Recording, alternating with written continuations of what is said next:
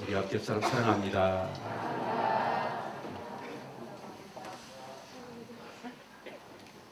네, 우리 사람들이 가장 부담스러워하는 게 있죠. 네, 그게 뭔가요? 세상을 살아가면서 가장 힘들고 부담스러워하는 것. 네, 그게 뭐냐면 부담입니다. 우리나라 말로 하면 부담이고 영어로 얘기한다면 일반적으로 알려져 있는 스트레스일 겁니다. 우리의 삶을 짓누르고 우리에게 부담과 그런 스트레스를 주는 삶의 그런 여러 가지 경향들이 우리에게 있죠. 근데 그것을 잘 우리가 이겨내지 못하면, 그걸 잘 소화해내지 못하면 정신적으로 병들고 육체적으로 병이 듭니다. 그리고 결국은 그 스트레스에 완전히 사로잡혀서 자기의 목숨도 끊더라고요. 이런 일들이 우리 삶의 주위에서 다반사로 일어나고 있다고 할 수 있을 것입니다. 그런데 그와 같은 스트레스가 없는 사람이 세상에 없습니다. 모두가 다 현대인들은 스트레스를 받고 있습니다. 그런데 아마 이 현대인들에게 있어서 가장 큰 부담이 되고 스트레스는 뭐냐면 아마 이 경제적인 부담일 것 같아요. 경제적인 부담. 이 경제적인 부담이라는 게 얼마나 강했으면 오늘 사람들이 대부분 이렇게 얘기합니다. 잘 사는 것. 어떤 사람을 잘 산다고 얘기하죠? 부자를, 돈 많은 사람을 잘 산다. 반면에 못 사는 사람은 돈이 없어 가난한 사람을 못 산다 라고 정의를 내려버렸어요. 그런데 여러분, 그렇게 우리가 잘 사는 것은 부자고 돈이 많고 못 사는 것은 가난하고, 이게 잘못된 거예요. 근데 우리는 그런 생각에 사로잡혀 살아가는 거예요. 여러분, 그래서 사람들은 죽자 살자 돈을 버는 거예요. 그 경제적인 부담이 얼마나 크기 때문에 거기서 벗어나려고 안간 힘을 쓰는 것입니다. 그러면 여러분 생각해 보십시다. 부자는 스트레스 없을까요? 없을까요? 그런 부자들이 왜 자살하고 죽습니까? 여러분, 부자들도 여전히 뭐가 있어요? 스트레스가 있고 부담이 있어요. 뭐 몇 년 전에 그랬잖아요. 우리나라에 돈 있는 사람들, 권력 있는 사람들, 정말 남부러울 것이 하나도 없을 것 같은 사람들이 스스로 목숨을 끊는 일들이 많이 일어났습니다. 근데 그런 사람들은 뭐냐면 그런 부담과 스트레스가 있었다라는 것입니다. 여러분, 그러나 우리가 기억해야 됩니다. 부자도 가난한 사람도 다 스트레스가 있습니다. 그래서 예수님께서는 이렇게 말씀하십니다. 수고하고 무거운 짐진 자들아 내게로 오라.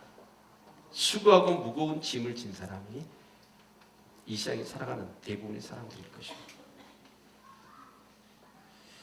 그런데 가장 세상에서 힘들고 무거운 부담이 있다면 그건 뭐냐면, 저는 이렇게 정의를 내리고 싶어요. 자기 부담입니다.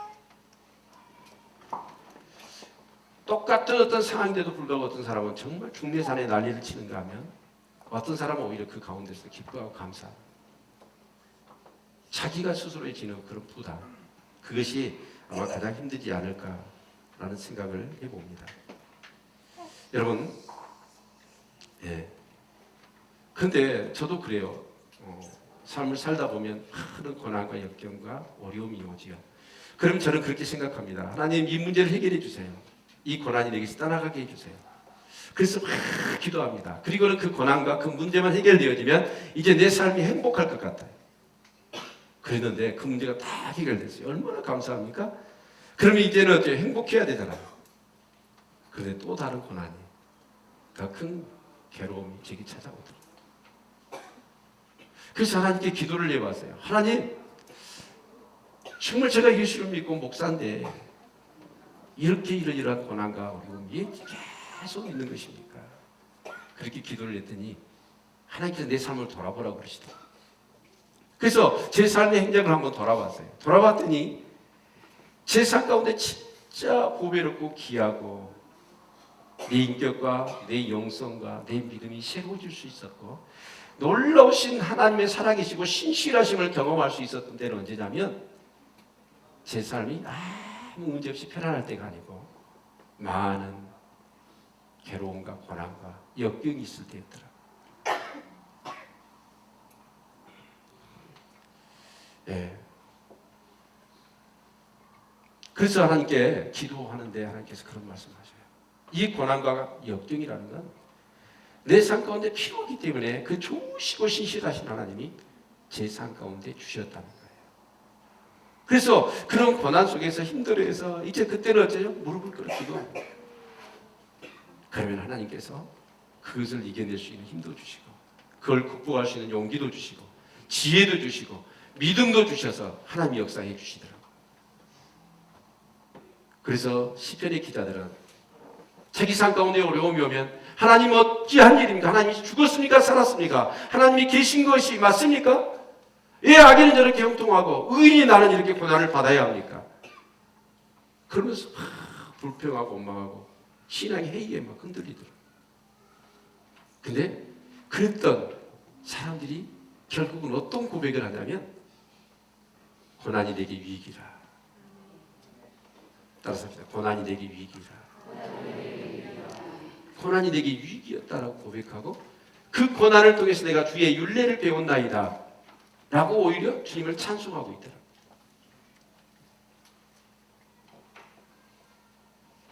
고난과 고통과 스트레스는 정말 우리가 감당하기 어려운 것입니다.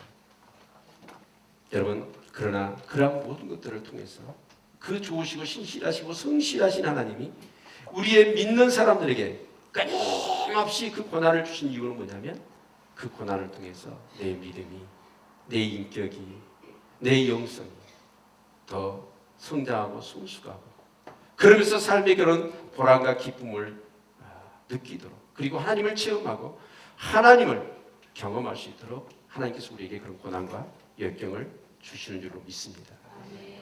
공부하는 학생에게 가장 큰 짐이 있다면 뭘까요? 공부입니다. 저는 어려서 빨리 어른이 되고 싶더라고요. 학교 다닐 때. 이유가 뭐예요? 어른 되면 공부 안 하잖아요. 시험에서 해방되잖아요. 운동하는 선수에게 있어서 스트레스는 뭘까요? 운동입니다. 운동선수들이 정말 자기가 운동을 하면서 거기서 뭔가 챔피언과 어떤 상위 랭크에 해당되어야 되는데 그렇지 않으면 안 되거든요. 피눈물 나는 훈련을 합니다. 지겹도록 운동을 하는 거예요. 옛날 황영조 선수가 그런 고백을 했습니다. 얼마나 그 푹푹 찌는 아스팔트 위에 다름질을 마라톤을 하는데 고통스러웠던지 차가 옆에 가니까 그 차 속에 머리를 집어넣고 죽어버리고 싶다. 운동선수에게는 운동이 뭐예요? 스트레스고 고난이에요. 공부하는 학생에게는 공부하는 것이 스트레스고 고난입니다. 여러분, 그런데 공부하는 학생이 힘들다고 해서 공부를 안 해버리고 운동선수가 힘들다고 해서 운동을 안 해버리면 어떻게 될까요? 우리 신앙생활도 마찬가지예요. 우리는 물론 신앙생활을 막 기뻐하고 즐거워하고 막 항상 기뻐하라, 범사에 감사하라 그렇게 얘기를 하지만 사실 우리가 신앙생활하는 게 막 기쁘고 즐겁습니까? 그러진 않을 거예요. 그러나 그것을 하나님의 은혜를 생각하고 정말 기도하면서 말씀과 또 내게 베푸신 사랑을 생각하면서 그런 모든 것들을 같이 막 적용하고 묵상하고 기도하고 그렇게 할 때 결론적으로 우리가 얻어지는 건 기쁨이고 즐거움이었다는 것이지. 막상 우리가 신앙생활 하려고 하면 얼마나 많은 스트레스, 괴로움이고 부담입니까?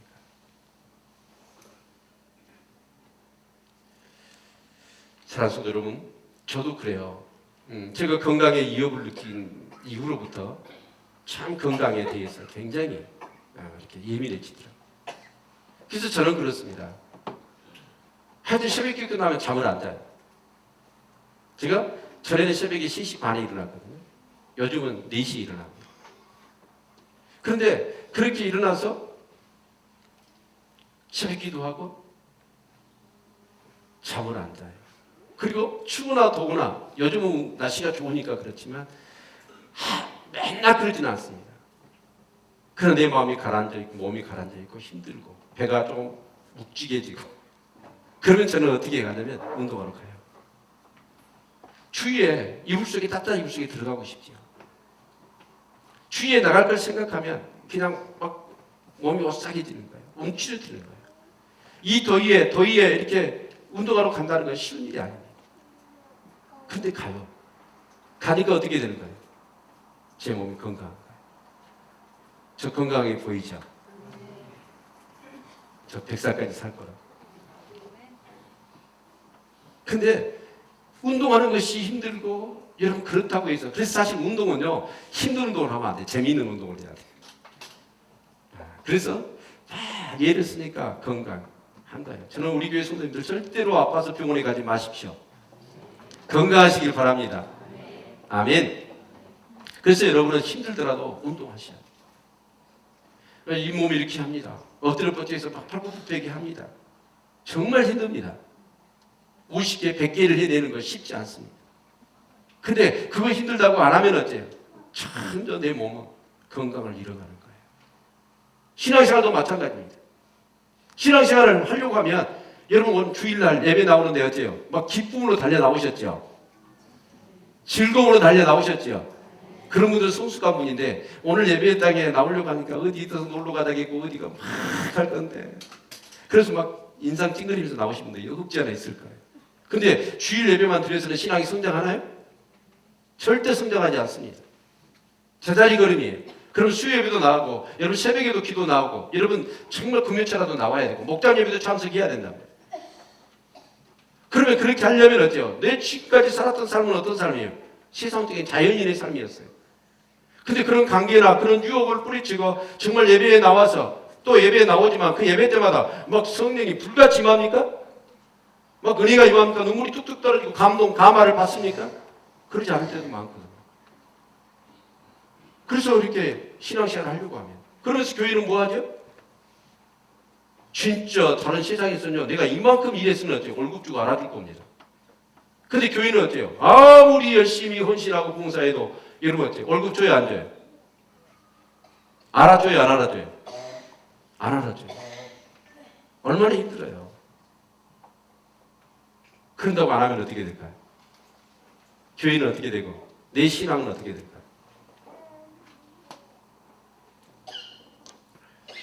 사랑하는 성도 여러분, 많은 사람이 요즘은요 큰 교회로 갑니다. 왜 큰 교회로 가냐면 작은 교회, 그런 교회 가면 다 교회를 섬겨야 되고 일해야 되잖아요. 그러니까 힘든 거예요. 우리 교회도 참 어중간한 교회입니다. 그래서 그냥 적당히 예배만 참석하고 주일 예배만 참석하고 은혜만 받고 그러면서 구원에 혹시 예수를 안 믿으면 지옥 갈 것 같으니까 그 턱걸이는 딱 해놓으려고 그러면서 일절 교회를 위해서 수고하고 애쓰고 스트레스하고 부담스러운 일을 안 하려고 해요. 여러분 그러면 그 사람 신앙은 어떻게 될까요? 그 믿음은요 세상 세파에 완전히 흔들리는 거예요. 교회는 다니지만 그 사고방식과 가치는 어때요? 세상 사람 그대로입니다.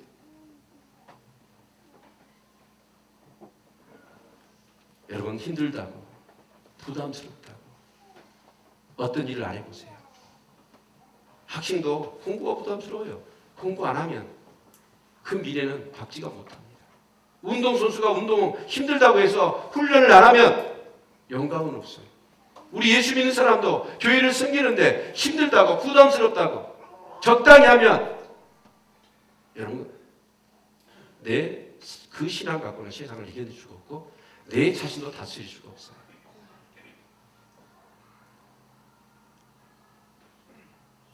여러분 힘들어도 해야 합니다.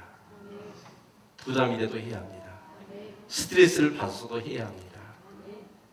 그런데 오늘 사도 바울은 여기 말씀으로 내가 이제 너희를 위하여 받는 괴로움을 기뻐하고 그리스도의 남은 고난을 그의 몸된 교회를 위하여 내 육체에 치우게 하노라. 너희를 위하여 받는 괴로움을 기뻐한다. 여러분 세상에 괴로움을 기뻐할 사람이 있나요?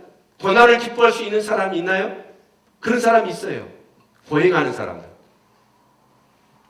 그런 사람들은 의도적으로 고행을 합니다. 물론 그 고행의 목적은 자기 육을 죽인다는 것이죠. 근데 사도 바울은 그런 사람 아니에요. 그러면 그 너희를 위하여 받는 괴로움을 기뻐할 수 있었던 게 뭘까요? 뒤에 나옵니다. 그리스도의 비밀을 깨달았기 때문입니다. 아멘. 그리스도의 비밀을, 교회의 비밀을 깨달았기 때문에 사도 바울은 그 너희를 위하여 받는, 그리고 그리스도의 남은 고난이 있다고 한다면 그 고난을 내 몸 가운데 내 육체가 감당하겠다. 기쁨으로, 즐거움으로 감당하겠다 라고 고백하고 있는 것을 볼 수가 있습니다. 여기서 우리가요, 기억해야 될 것은 우리가 받는 고난의, 스트레스의 부담의 유형이 몇 가지가 있습니다. 교회를 섬기면서 첫 번째가 죄를 지음으로 인하여 받는 고난이 있습니다. 근데 사도 바울은 그렇게 얘기합니다. 절대로 죄 지어서 고난은 받지 말라는 거예요. 아멘. 어떤 사람은 자기가 죄를 지어놓고 고난이 오면 그 고난을 주님께서 주신 십자가로 생각해요. 아니에요. 죄를 지어 고난이 오면 그때는 회개해야 합니다. 삶을 돌이켜야 합니다. 아멘. 두 번째가 뭐냐면 시시하고 유치한 기본적인 그런 기복적인 어떤 신앙, 그걸 가지고 교회를 섬기느라고 예를 쓰는 거예요. 여러분, 아나니아 삽비라 생각해 봅시다. 사도행전에 모든 초대교회 성도들이 은혜를 받았고 성령 충만했어요.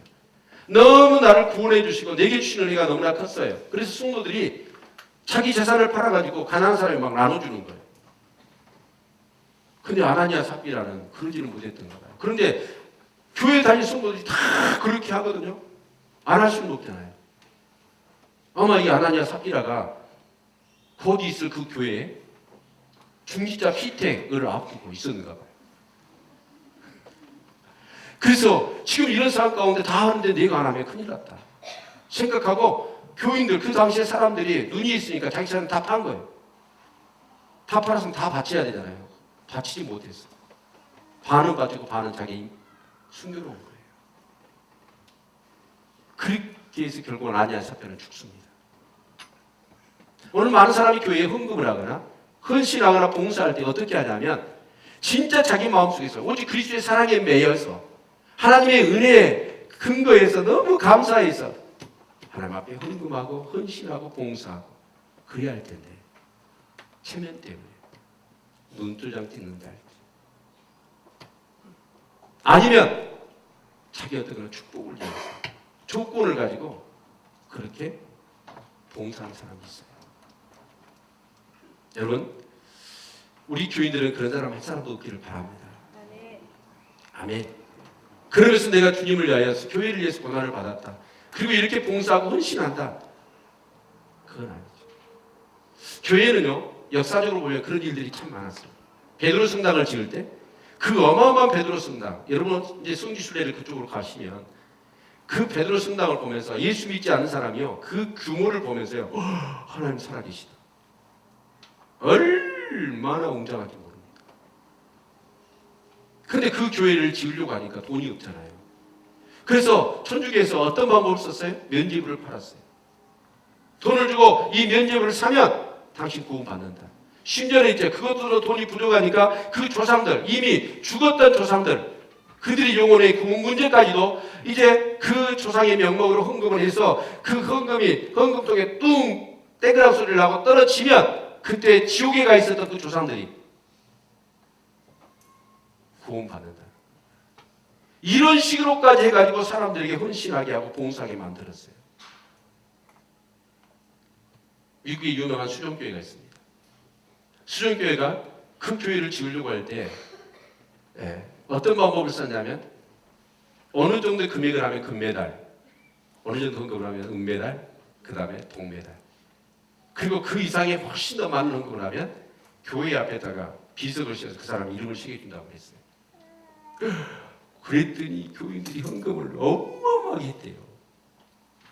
물론 그 중에는 진짜 교회에 이 교회가 필요하고 이 교회를 통해서 하나님이 앞으로 하실 일들을 순수하게 생각하면서 헌금하신 분도 있었을 겁니다. 그러나 제가 드리고자 하는 말씀은 뭐냐면 오늘 성도들이 헌신하고 봉사하고 교회를 위하여 정말 그렇게 어떻게 보면 헌금하고 헌신하는 것이 쉬운 일이 아니죠. 그런데 그 동기가 바르지 못하는, 그것을 요구하기도 하고 그렇게 신앙생활하는 경우도 있단 말이에요. 생명의 구원의 문제는 아니지만 뭔가 성도들에게 더 헌신을 강요하기 위해서 인간적인 방법을 써가지고 그렇게 한다면, 어떤 교회는 중직자를 세울 때 뭐 안수 집사님은 얼마, 권사는 얼마, 장로는 얼마, 딱 액수를 정해놔요. 저는 우리 교회 지금까지 중직자를 시험해서 한 번도 중직자들한테 헌금 얼마씩 하라고 얘기하지 않았어요. 기둥 같은 교회의 일꾼이 되었으니까 당신이 정말 교회를 위해서 마음속에서 우러나오서 해야죠. 여러분, 그런 방법을 써서 헌금한 것과 그런 방법이 없이 오직 하나님의 은혜와 사랑, 그리고 교회의 비전과 교회를 통해서 받으실 하나님이 일하실 영광을 바라보면서 하는 헌금과, 자, 어떤 헌금이 더 많이 나와야 될까요? 이쪽의 헌금이 나와야 될까요? 이쪽의 헌금이 더 많이 나와야 될까요? 같이 반응이 드리고 있습니다. 정말 주님의 은혜에 감사하고 교회의 비전에 교회를 통해서 이루시는 하나님의 일들을 생각하면서 그런 인간적인 방법을 쓰지 않더라도 정말 어떻게 보면 헌신하고 봉사하고 그리고 헌금하고 그런 것이 힘들지만 그 주님의 은혜와 사랑을 생각하면서 기쁨을 할 수 있는 우리 성도님들 다 되시기를 주님의 이름으로 축원을 드립니다.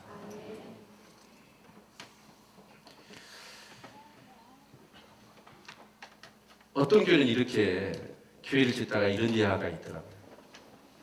교회가 교회를 짓다가 그냥 돈이 없어가지고 중단해 버렸어요. 근데 교인 그 동네의 사람들이 자꾸 오고 가면서 하나님의 영광을 가리는 말들을 하는 거예요. 어떻게 하나님의 교회가 교회 짓다가 중단을 하냐. 근데 한 집사님이 이 얘기를 들으니까 너무 하나님께 죄송한 거예요. 그래서 정말 생각 같아서는 정말 빨리 공사를 하고 싶은데 돈이 없잖아요. 자기가 힘드니까 다 했는데도 불구하고 그게 안 됩니다. 근데 어느 날 신문을 봤더니 신문에서 자기 안구를 산다고 해요. 돈 얼마를. 그러자 이분이 어떠냐면 그 신문을 보자마자 갑자기 감동이 오는 거예요. 내 한쪽 눈을 팔아서 그것으로 성경공사가 계속되게 해야 되겠다. 조심스럽게 아내하고 논의를 했답니다. 그 뒤 아내가 극구 반대를 하는 거예요. 그런데 계속해서 하나님이 그 마음 가운데 그런 감동을 주시니까 그 반대를 무릅쓰고 이분이 그 안구를 구하는 병원, 그게 전주 예수병원이에요. 그 병원에 찾아갔어요. 그러면서 내 눈을 신문 보고 왔다고. 그랬더니 그 병원 원장이 그럼 뭐 때문에 그 안구를 팔려고 하느냐. 이유를 묻더라고요. 그래서 우리 교회가 짓다가 중단이 됐는데 이거면 교회 공사가 진행이 될 것 같아서 평생 눈 하나로 살겠다. 그런 감동이 와서 이렇게 하기로 했다. 그러니까 그 예수병원 원장이 너무 감동을 받은 거예요. 잠깐 기다려보라고. 그래서 병원 가게자를 운운을 해가지고 병원 직원들이 다 감동을 받아서 그 얘기를 들어요.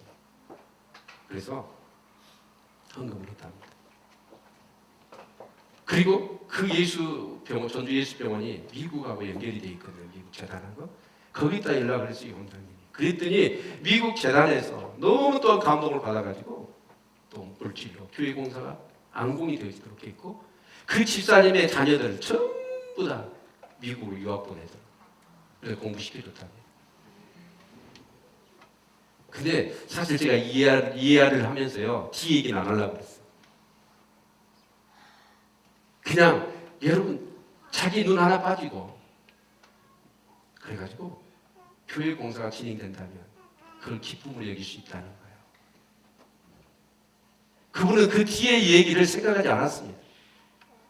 내 평생에 어떻게 보면 한눈으로 살아가는 괴로움이 있다 할지라도 주님의 교회가 공사가 중단될 일은 있어서는 안 되겠다. 그런 교회를 사랑하는 마음, 그 마음을 가지고 있다는 거예요. 우리 교회는 이런 분들이 많을 수 있기를 주의 이름으로 축원을 드립니다. 아멘. 사도 바울은 그랬습니다. 주님의 몸된 교회를 섬기고 사람들을 그리스도 안에서 안전한 자리로 세우기 위해서 받는 괴로움, 그것을 기뻐하고 즐거워했다 라는 것입니다. 사랑하는 성도 여러분, 우리 교회는 어떤 교회입니까? 제가 생각할 때는 정말 여러분이 그 비전을 받고 이 마음을 같이 공유할 수 있었으면 좋겠습니다. 오늘 세상은 얼마나 세속적인 가치가 강력하답니다. 그래서 웬만한 신앙생활 해가지고는 세상에 오는 유혹을 이겨낼 수 없습니다.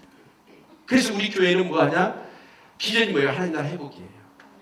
그래서 여기 회복 보면 심령 회복, 우리 개인의 심령이 회복되고 우리 가정이 회복돼야 되고 또 우리 교회가 또 이 지역과 이 도시와 그리고 이 민족과 이 열방이 회복돼야 되는 것, 이것이 우리 비전인 줄로 믿습니다. 하나님 나라가 임하는 거예요. 하나님의 가치, 하나님의 방식이 통하는 것. 세상의 방식과 세상의 가치가 아니라 하나님이 다스리고 하나님의 뜻이 성취되어야 되는 것. 이것이 우리 교회의 비전이에요. 아멘. 이것을 위해서, 정말 하나님의 나라를 위해서 우리는 어떻게 해야 될까요? 그 하나님 나라를 가야 될 뿐만 아니라 이 땅에서도 경험하고 그리고 같이 하나님 나라를 세워가야 됩니다. 아직도 어둠 가운데 세상의 가치, 오늘 세상은 어떻게, 우리나라 난리 지금 법석이잖아요. 성한중이라는 그분이 돈을 뿌려갖고 정치권 다 먹었던 것 같아요. 밝혀지진 않았지만 여러분, 그런 사람이 이 나라를 지도한다. 가슴 아프더라고요. 돈밖에 모르는 세상이에요. 야당도 여당도 진실을 얘기하지 않습니다. 어떻게든 자기 정권을 위해서, 자기 앞으로의 그 당의 미래를 위해서, 나라와 민족은 진리는, 의라는 건 필요 없어요. 근데 정치권만 그럴까요? 우리들의 모든 국민들의 사고방식이 다 그런 것 같아요. 여러분, 이런 세상을 살면 세상은 여러분 어렵습니다. 여러분, 하나님의 나라를 이루어야 합니다. 그런데 그것을 이루기 위해서 지금까지 한 2달 동안, 2달 반 정도 계속 우리 교회의 비전이 뭐냐? 그래서 그 교회의 비전을 이루기 위해서, 하나님 나라 회복 사역을 이루기 위해서 우리가 제자를 삼아야 됩니다. 그 제자를 삼기 위해서는 어떻게 해야 될까요? 영성이 있어야 됩니다. 기름 부음이 있어야 됩니다. 그 비전에 헌신이 있어야 되고 순종이 있어야 됩니다. 힘을 이루어야 됩니다. 계속해서 이 말씀을 제가 전했어요. 근데 그 말씀을 전했는데도 불구하고 그렇게 움직여지는 모습은 보이지가 않습니다. 왜 그럴까요? 제가 말씀을 준비하면서 이런 생각이 들어요.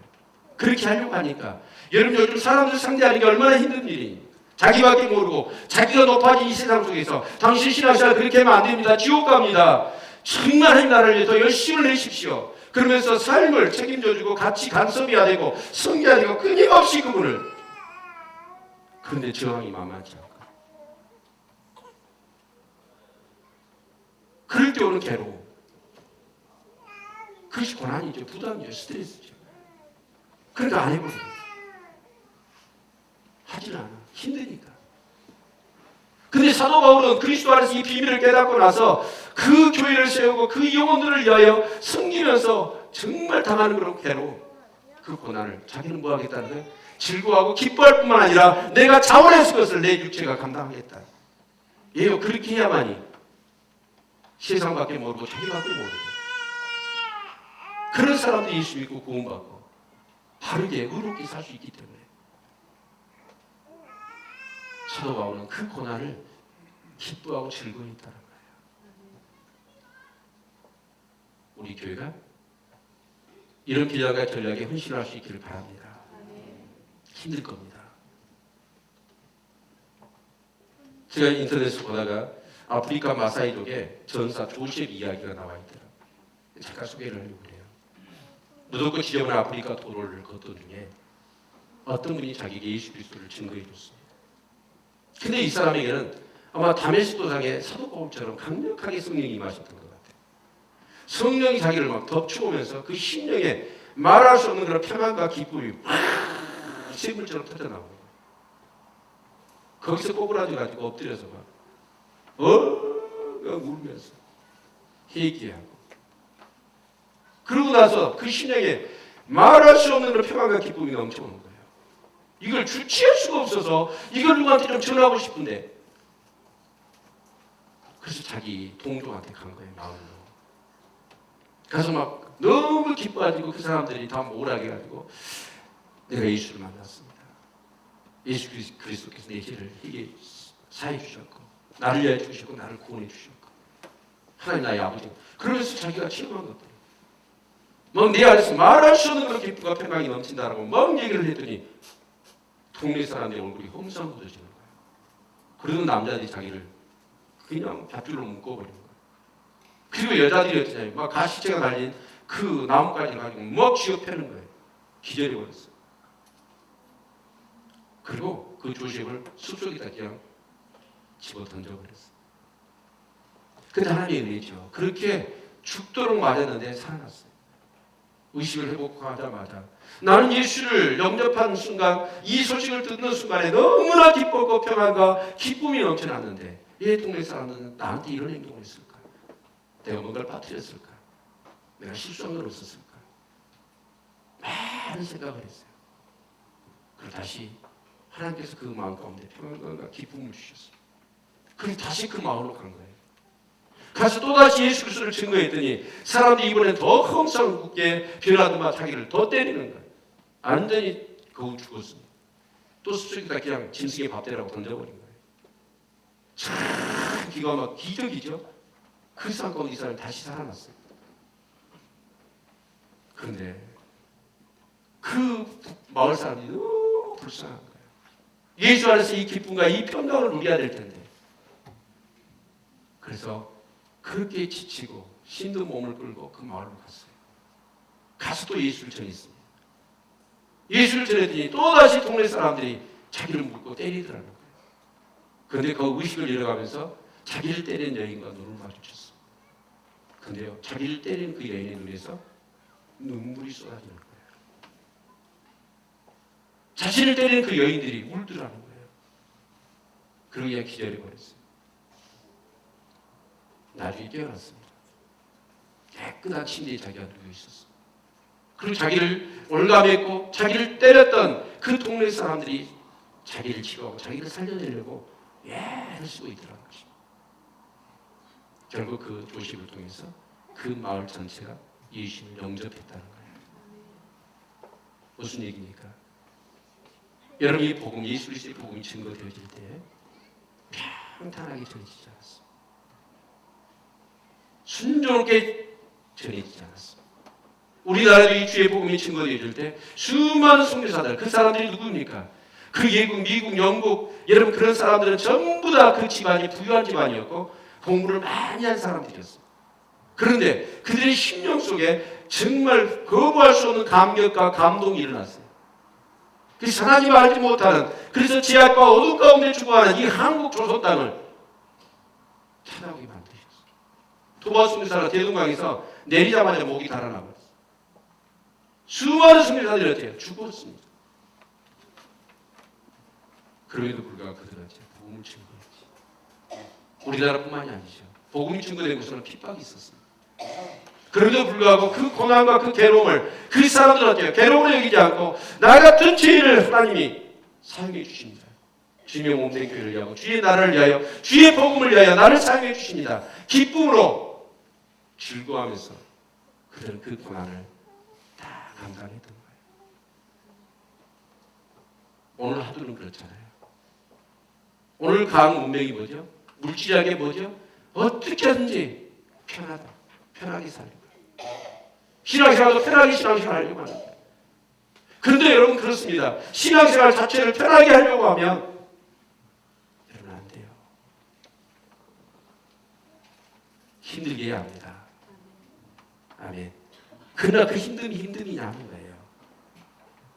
진짜 예수 그리스도의 비밀을 깨닫는 사람들은 어때요? 정말 한 영혼을 섬기기 위해서 남모르게 눈물을 흘리고 정말 말로 표현할 수 없는 그런 고난과 상처와 아픔을 마음속에 간직하지만 그게 결코 부담이나 스트레스나 고난과 고통이 아닙니다.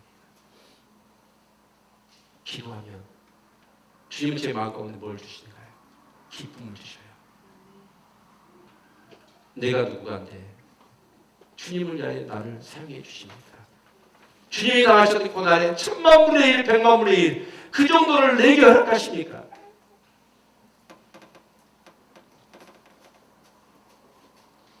사실 우리 교회가 이렇게 완전히 지어졌지만 교회가 지어지기 전에 저는 일기예보를 봐야 합니다. 주일만 되면 토요일날요. 왜냐하면 주일날 비 올 것 같으면 저는 실리콘을 들고요. 교회 지붕 올라갔습니다. 어쩌다가 새신자가 오면 교회가 비가 세요. 양동이 받쳐놓고 있고 수건 깔아놓고 있고 그 모습 보이기 싫어서 얼마나 이쪽에 바람 불면 바람이 싫습니까? 널판지 올려놓고 거기다 타이어로 개어놓고 그러면서 실리콘 들고 다니면서 비 안 새도 그 당시에 교인들은 참 너무했던 것 같아요. 남자들이 없어서 그랬을까요? 주일학교 차량원도 제가 했어요. 성교원 이 도로 나지 않았습니다. 선생님들 구할 수가 없어서 못 구해서 세 사람 구해가지고 그 출근길 비비고 그 좀 늦어버리면 안 되잖아요. 그러면서 아이들 다 성교원에 데려다가 또 학교시키고 그 가운데 성교 공부하고 성교 공부도 그 당시에 오전에 2팀씩 했어요. 근데 제가요 그렇게 하는데 정말 몸은 피곤하지. 코피가 쏟아지더라고요. 쌍코피가. 근데요 그 코피가 쏟아진 렌지요 시원한 거 있죠? 이거 큰일 날 때가 아니라 재밌더라고요. 내가 주님의 교회를 위해서 이렇게 힘들게 제가 웬만히 건강해가지고요 벼락치기를 2박 3일 동안 벼락치기 공부를 해도요 피가 안 나요. 코피가. 근데 뭐 그렇게 하는데 그때 제 영적인 상태는요 최고로 좋았던 것 같아요. 몸은 괴로운데 몸은 힘든데 내 영과 내 마음은 너무 기쁜 거예요. 아멘. 사랑하는 여러분, 주님 섬기는 건 부담스럽습니다. 교회를 섬기는 건 힘들 것입니다. 그러나 결코 부담과 힘듦이 아닙니다. 그리스도의 비밀을 깨달은 사람은 그것이 바로 기쁨이 될 줄로 믿습니다. 즐거움이 될 줄로 믿습니다. 아멘. 만약에 여러분 지금 여러분이 당하는 어떤 문제 때문에 괴로워하고 있습니까? 힘들어하고 있습니까? 아니요. 그 괴로움은 하나님께서 내게 주셨냐면 내 영혼을 위해서, 내 인격을 위해서, 내 믿음을 위해서 고난을 주신 거예요. 그 고난을 통해서 여러분 주의 윤례를 배울 수 있고 그 고난이 내게 위임을 여러분 믿으실 수 있기를 바랍니다. 세상은 마음 먹기에 달렸다고 얘기합니다. 내가 어떤 마음을 먹느냐.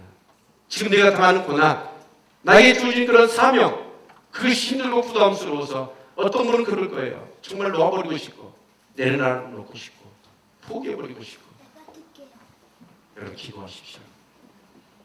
기도하지 않으면 그것에서 헤어나오지 못할 겁니다. 그러나 기도하면 하나님께서 이 사도바울 같은 마음을 주실 줄로 믿습니다. 아멘.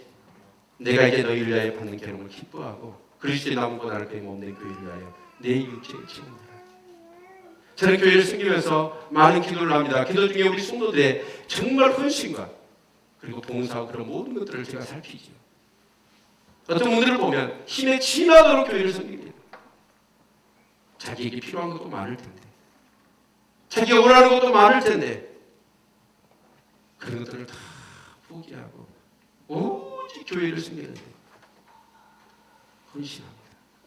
봉사합니다. 여러분 그것을 기쁨으로 하시기를 바랍니다.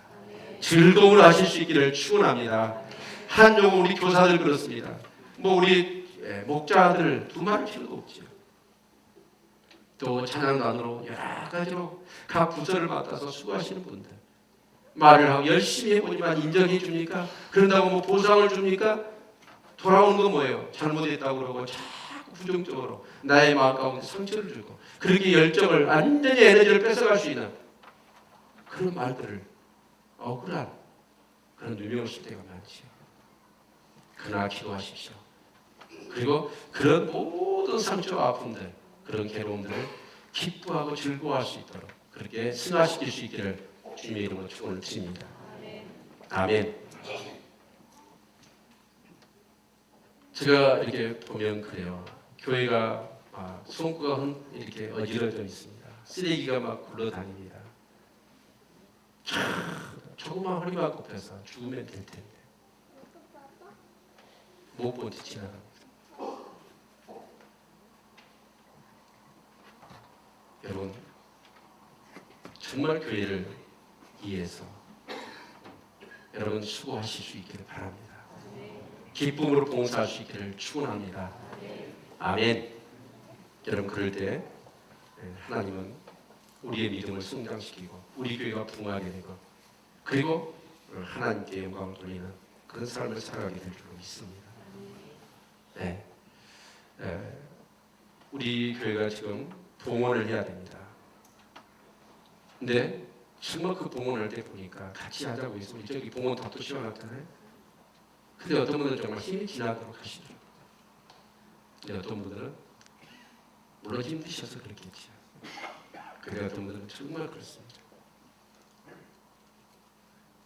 어떤 세상적인 방법이 아니라 정말 여러분이 하나님의 교회를 위하여 기도하고 하나님의 은혜를 생각하면서 여러분 그렇게 자원함으로 이 사도 바울처럼 그리스도의 나무꾼 아니다면 내가 감당하겠습니다 라고 하는 마음으로 교회를 섬길 수 있기를 바랍니다. 그런 자에게 하나님은 더 큰 하나님의 신령한 은혜를 주시고 믿음을 새롭게 하실 것이고 흔들리지 않는 그런 믿음으로 신앙을 이기는 그런 삶을 살아가도록 하나님께서 축복해 주실 줄로 믿습니다. 5월 5일은 무슨 날이죠? 우리 교회 생일입니다. 31번째 생일이죠. 그리고 그날은 어린이날입니다. 이번에 우리가 한마음 축제를 할 건데요. 이때도 그렇습니다. 제가 그랬거든요. 교회 성도들이 삶이 힘들고 어려우니까 자꾸 양보를 했던 거예요. 그 장례 기념일도 다른 날 아니면 주일날 이렇게 했거든요. 그랬더니 결과적으로는 뭐냐면 성도들의 신앙이 교회 중심이 안 되고 하나님 중심이 안 되고 자기 중심이 되고 세상 중심이 되어버리더라고요. 그래서 앞으로는 안 바꾸기로 했습니다. 아마 5월 그때가 휴일이 뭐 금요일부터 근로자일 날부터 해가지고 월요일 날만 월차 내면 한국 같은 연휴가 뭐 일주일 된다고 해요. 6일까지니까. 정말 여러분 그렇습니다. 교회를 위하여 헌신하십시오. 아멘. 여러분이 만약에 교회가 그런 중요한 교회 장례 기념일인데 모르겠어요. 특별한 상황이 있으면 모를까. 그런데도 불구하고 그걸 알고도 참여 안 했다 그러면 우리 옆 사람 그 사람한테 이렇게 얘기합시다. 나쁜 사람. 자, 옆 사람 얘기해. 나쁜 사람. 얘기를 안 하시네. 정말 여러분 교회 중심으로 사십시오. 하나님 중심으로 말씀 중심으로 살아갈 수 있기를 축원합니다. 그런데 그렇게 사는 것 자체가 팍팍해져요. 지금까지 내가 살았던 세속적인 가치나 세상적인 방식을 따라 살았던 삶에 브레이크를 거는 거예요. 그럴 때는 부담스럽고 스트레스가 올 겁니다. 그런 사람은 뭐 해야 돼요? 기도하세요. 기도하면 부담과 스트레스가 뭘로 바뀐가요? 기쁨으로 바뀌게 될 줄로 믿습니다. 즐거움으로 바뀌게 될 줄로 믿습니다. 여러분 교회에서 한 영혼 부여하고 눈물로 기도하고 정말 우리 교사들, 우리 목자들 정말 여러분 지금 사명을 감당하고 있는데 많은 저항이 있을 겁니다. 뜻대로 안 되고 여러분 그런다 할지라도 그래서 힘들고 어렵다 할지라도 여러분 기도하십시오. 그러면 기도하면 사도 바울 같은 이 마음을 성령께서 주실 줄로 믿습니다. 내가 이제 너희를 위하여 받는 괴로움을 기뻐하고 그리스도의 남은 고난을 그의 몸 내 교회를 위하여 내 육체에 채우리라. 그런데 사도 바울은 그렇습니다.